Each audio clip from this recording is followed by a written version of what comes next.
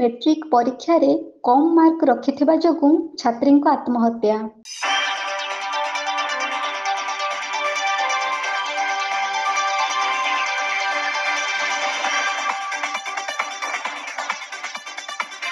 ଆଶା ଥିଲା ଆଉ କିଛି ଅଧିକ ମାର୍କ ରଖିଥାନ୍ତେ। ଆଶା କିନ୍ତୁ ମଉଳି ଗଲା। ମେଟ୍ରିକ୍ ପରୀକ୍ଷା ଦେଇ ଆଶା ରଖିଥିବା ମାର୍କ ପାଇପାରିଲେ ନାହିଁ ଛାତ୍ରୀ ଜଣକ। ମନ ଭିତରେ ଖେଳିଗଲା ବିଷାକ୍ତର ଧୂଆଁ। ସେହି ବିଷାକ୍ତର ଧୂଆଁରେ ଅତିଷ୍ଠ ହୋଇ ଛାତ୍ରୀ ଜଣକ ଆତ୍ମହତ୍ୟାର ନିଷ୍ପତ୍ତି ନେଇଗଲେ। ଏମିତି ଏକ ଅଭାବନୀୟ କରୁଣ ଦୃଶ୍ୟ ଦେଖିବାକୁ ମିଳିଛି କେନ୍ଦୁଝର ଜିଲ୍ଲା ଚମ୍ପୁଆ ଥାନା ଅନ୍ତର୍ଗତ ଶଙ୍କରପୁର ଗ୍ରାମରେ। ଶଙ୍କରପୁର ଗ୍ରାମର କମଳାକାନ୍ତ ମହାନ୍ତଙ୍କ ବଡ଼ ଝିଅ ତୃପ୍ତିମୟୀ ମହାନ୍ତ ନାରଦପୁର ଉଚ୍ଚ ବିଦ୍ୟାଳୟରେ ପଢ଼ୁଥିଲେ। ସେ ଚଳିତ ବର୍ଷ ମେଟ୍ରିକ୍ ପରୀକ୍ଷା ଦେଇଥିଲେ। ମେଟ୍ରିକ୍ ପରୀକ୍ଷାର ଫଳ ପ୍ରକାଶିତ ହେବା ପରେ ଜଣାପଡ଼ିଥିଲା ସେ 253 ନମ୍ବର ରଖି ପାସ୍ କରିଛନ୍ତି।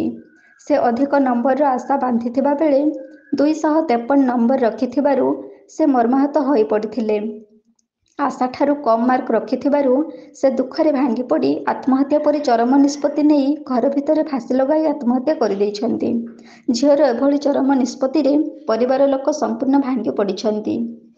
ତୃପ୍ତିମୟୀଙ୍କୁ ନେଇ ଅନେକ କିଛି ଆଶା କରିଥିବା ପରିବାର ସବୁଦିନ ପାଇଁ ତୃପ୍ତିମୟୀଙ୍କୁ ହରାଇ ଦୁଃଖର ଦରିଆ ମଧ୍ୟରେ ସନ୍ତରଣ କରୁଛନ୍ତି।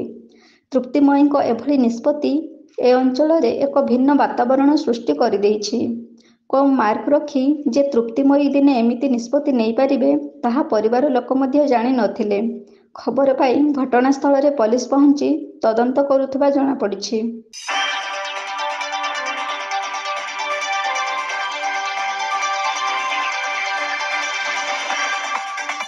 କେନ୍ଦୁଝର ଚମ୍ପୁଆରୁ ଦୀପକ କୁମାର ନାୟକଙ୍କ ରିପୋର୍ଟ, ଏବି ନ୍ୟୁଜ୍।